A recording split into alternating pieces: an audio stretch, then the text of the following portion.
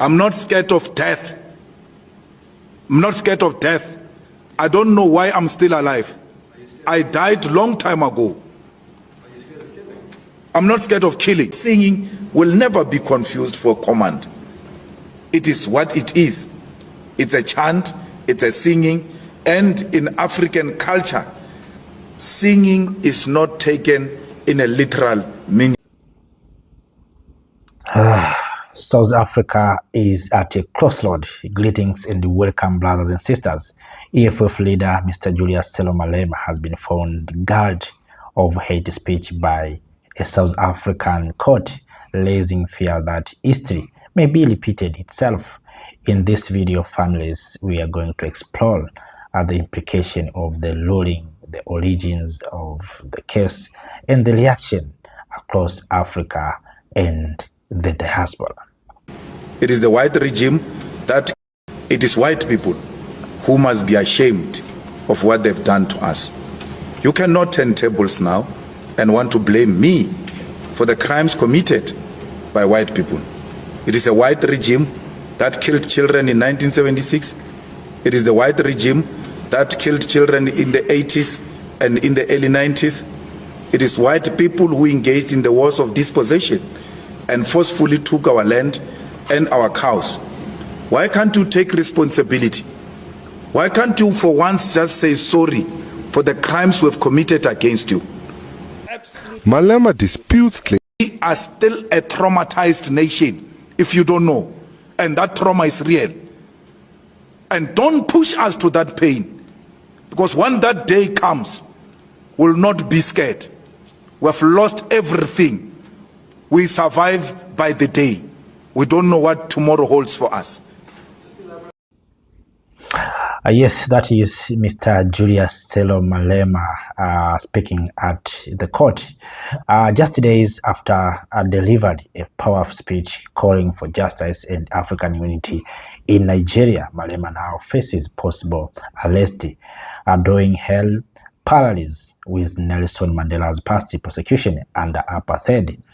What does this mean for African, or for South African democracy, freedom of speech, and Pan-Africanism? Will Africans stand together once again to defend a voice of resistance? So, brothers and sisters, join with me in this video where we are going to break down the fact, the controversy, and what this could mean for the future of African leadership and political freedom, especially to those who are trying to defend African people. In a moment that's sending shockwaves through South Africa and beyond, the leader of the economic freedom fighters, Julius Malema, has been found guilty of hate speech.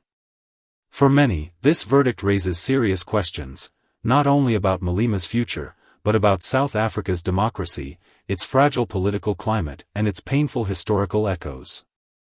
Once again, the world is watching South Africa, and the question is clear: will Julius Malema be jailed like Nelson Mandela once was? But this is more than just a court case. This is about African voices. About resistance. About who holds power, and who gets punished for speaking truth to it. In August 2025, a South African court ruled that Julius Malema's October 2022 speech at a rally crossed the line into hate speech. According to the court, his words incited harm, specifically targeting those who opposed EFF protests outside Brackenfell High School. That protest was originally in response to an alleged racially exclusive event, one that sparked widespread outrage. The Human Rights Commission, alongside a private complainant, brought the case forward. They argued that Malema's speech included threats, not just rhetoric, and that his influence made those threats dangerous. The court agreed. It's a moment that split public opinion. To some, it's justice.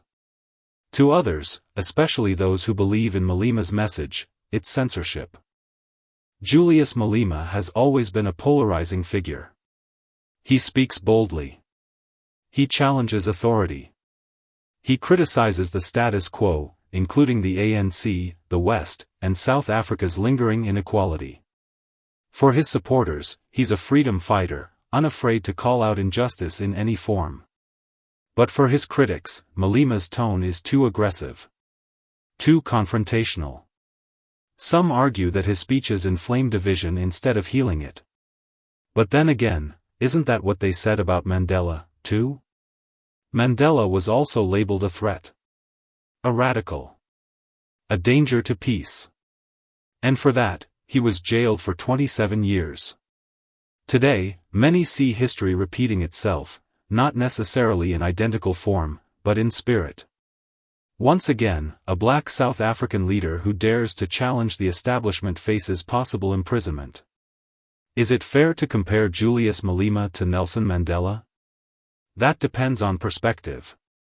Mandela led an armed resistance against apartheid. He was charged with sabotage, not speech. Yet both men share one thing in common: they refuse to be silent in the face of systemic injustice. In a powerful twist of irony, Malema was once a vocal defender of Mandela's legacy, and critic of those who, in his view, betrayed it. He often uses Mandela's name to remind South Africans of how far the country has drifted from its founding promises. Now, with a guilty verdict over words, not actions, many feel the system is once again criminalizing resistance. Once again, the state is saying, if you challenge us too loudly, you will be silenced. The verdict has sparked outrage and support in equal measure. Pan-Africanists, youth movements, and many ordinary citizens are rallying behind Malema. Across social media, hashtags like #DefendMalema and #MalemaIsUs have gone viral.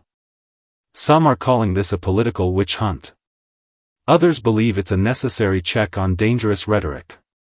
Even U.S. former President Donald Trump reportedly asked President Ramaphosa, "Why not arrest Malema?" That comment has stirred even more debate. Should foreign powers be weighing in? Or is this a purely African matter? One thing is clear: this story has gone global.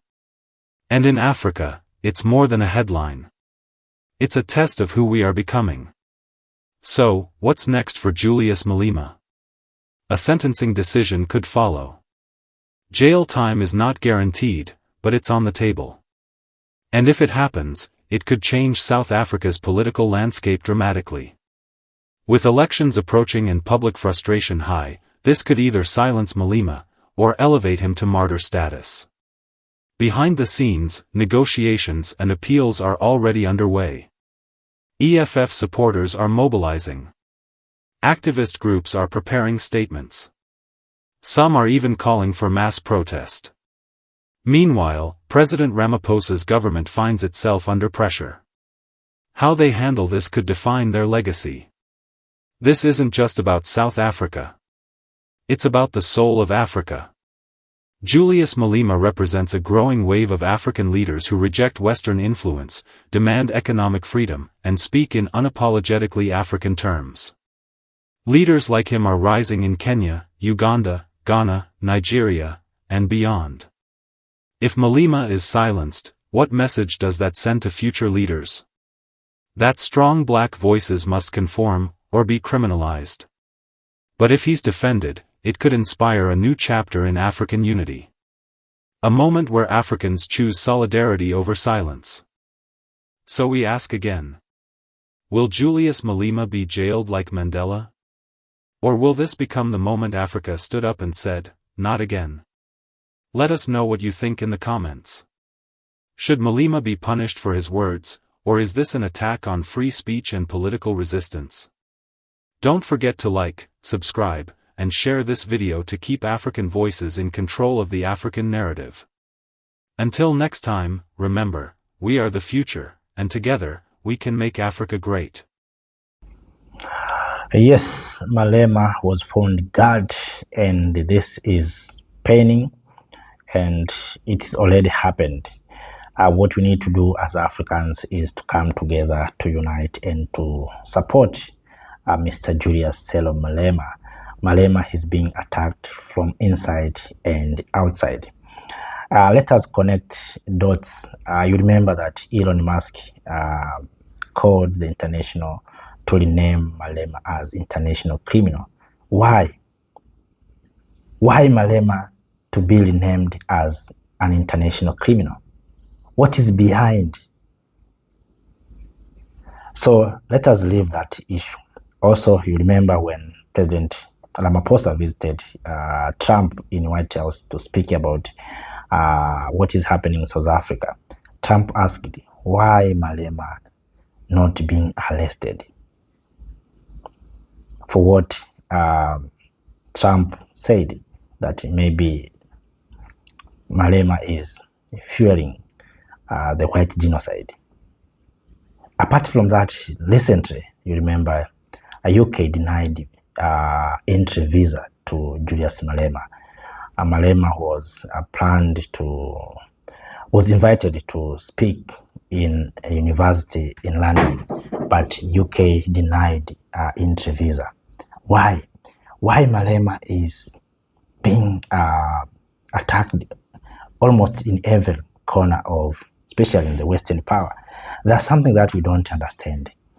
Malema is demanding justice of Black South Africa, despite Black South Africans are not united and they are not joining Julius Malema the way we see the people in Burkina Faso united with Captain Ibrahim Traore. So Malema is demanding sharing of the land, of the wealth, returning of the land to the right owners. That is the big problem that Malema has created to those who own the land. And those who own the land, we think that maybe the land is owned by white South Africans. No, the land is owned by powerful nations. Those whites are cousins of those who are in Europe, who are in America. So they are there on behalf of those who own. Because if you have the land, you have the resources. If you have resources, where are you going to sell the resources? Where are you going to take those resources? Even today in Africa, when we mine our minerals, where we take those minerals? We take to Europe, we take to, and recently to China, we take to America. So it looks like we Africans, we are mining or we are doing things to take to those who are powerful. And that's why they see that if Malema will continue with this behavior of awakening Africans, awakening people, these resources will be taken from them. And if you are talking about sharing the land or taking the land back, it means we are talking about taking back the resources. And that's where Malema seemed as a threat. Malema is a threat to those who don't want to share the land, who don't want to distribute the wealth, who don't want to share wealth with Black people. That's where the problem started. Apart from that, also Malema is against Western power. We know that Malema supported President Putin, and without fear, Malema spoken open that he is supporting EFF and himself supporting President Putin. Malema is standing against Israel. We have seen it for many times. Malema accusing Israel and calling for the closure of Israel embassy in South Africa. Also, Malema is defending socialist communities, while we know the West are capitalism. So Malema is against capitalism. And this Western power and those who own the land in South Africa are capitalists. So Malema is a threat to them.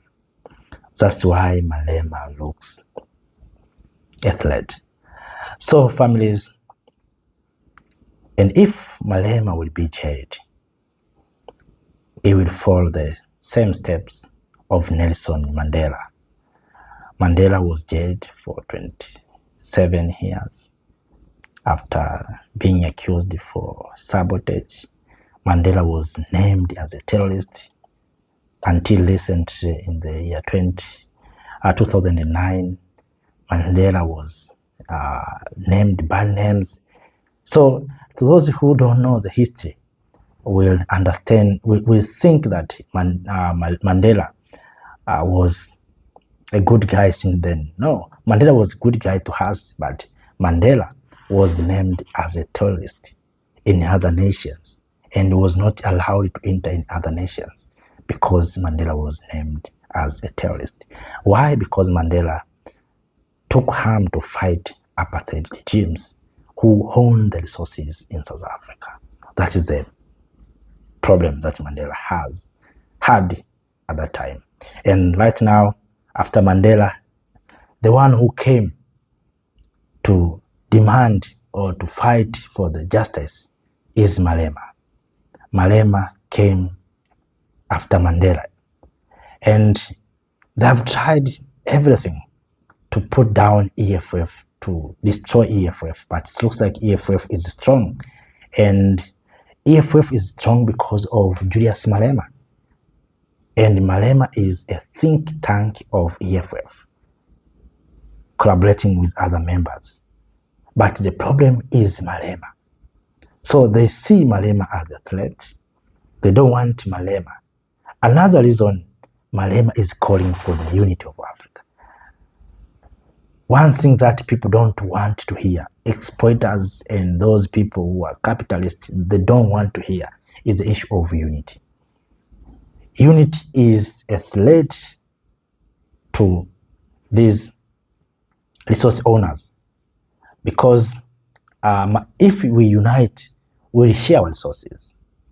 If we unite, no one will exploit us. So if you talk about unity, you are creating enemies. And that's why you see Malema is facing a lot of attacks from almost everywhere, especially to those who are exploiters from western part of the continent. So I see that Malema, they will try to do everything to put Malema into. They don't want to maybe to take him out of the face of the health because they want to jail Malema to teach and to make fear among Africa that if you do something, we'll jail like we see Malema. That's what they want to do. So it's our duty as Africans to stand against those who are trying to silence Mr. Malema. Malema has spoken on behalf of voiceless. And I know black South Africans, some of them, because of self-hate and division, some of them are not happy with Julius Malema. Why? Because they're saying that Malema has bad policy, the policy of opening borders, and that's why they're not voting for Malema. Because if they vote Malema, Malema will open borders. If Malema will open borders, other Africans will go to South Africa to take jobs. The thing that is not okay. Do you want to tell me that we all 1.4 billion people will be concentrated and coming to South Africa? No. Do you want to tell me that people in Nigeria will shift, all of them? We know there are some people who are seeking opportunities in different parts. The way we see South Africans are in Europe, South Africans are in Egypt, South Africans are in Democratic Republic of Congo. So it doesn't mean that all Africans will go to South Africa. No. Africans will remain their homeland. The way right now we are living. And also we have South Africans who are living in other places. Of course, black South Africans, they are not shifting. You know, there are some people who are moving away. For instance, we see Congolese are moving from Congo. We have seen some Ethiopians also. They are moving to seek opportunities in other places. So we differ. We have people who can stay in a single place without shifting. We have those kind of people, and those are South Africans. South Africans, they are not, they don't have a tendency of shifting from home to seek opportunities in other places. And those South Africans who are investing in other places are white people. There's few black South Africans who are investing in other places. So white black South Africans don't fear fellow Africans that we are coming or black people are coming to take your land. No, those are just narrow-minded, because we cannot come and take your resources without you South Africans allowing us. And that's why even you South Africans, black people, you cannot go to Democratic Republic of Congo, you cannot go to Somalia, you cannot go to Ghana or Burkina Faso and starting taking opportunities. No, there's some regulations and rules, and that's what we are talking about. So Malema must be supported by all Africans, whether you like him or not. But you must understand, Malema is our fellow black people. Black people, sometimes we have self-hate. We don't like each other. We see each other as enemies because of small things. We think that maybe, and that's why you see this xenophobic attack is happening many times. We thought that these people are coming to take our resources. Which resources do you have? So I think as Africans, we need to appreciate and to love one another. So I'm saying this purposely for you to understand that the only issue we have right now is to come together. We need to unite, to speak with one voice, and to make sure that we support one another. Without supporting one another, they will take us out one by one.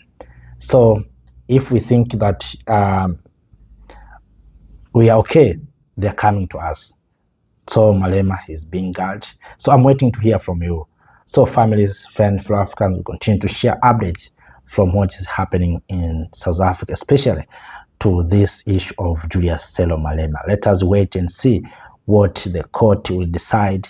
Will it allow or order Malema to be arrested or to be jailed? Let us wait and see what will happen. But all in all, families, friends, fellow Africans, we must understand the truth behind all these things. Families, brothers and sisters, let me say one thing. Have a nice time. See you next time. Thank you for being part of this movement. We're here to share what is good in light for us. Thank you. Thank you, Africa.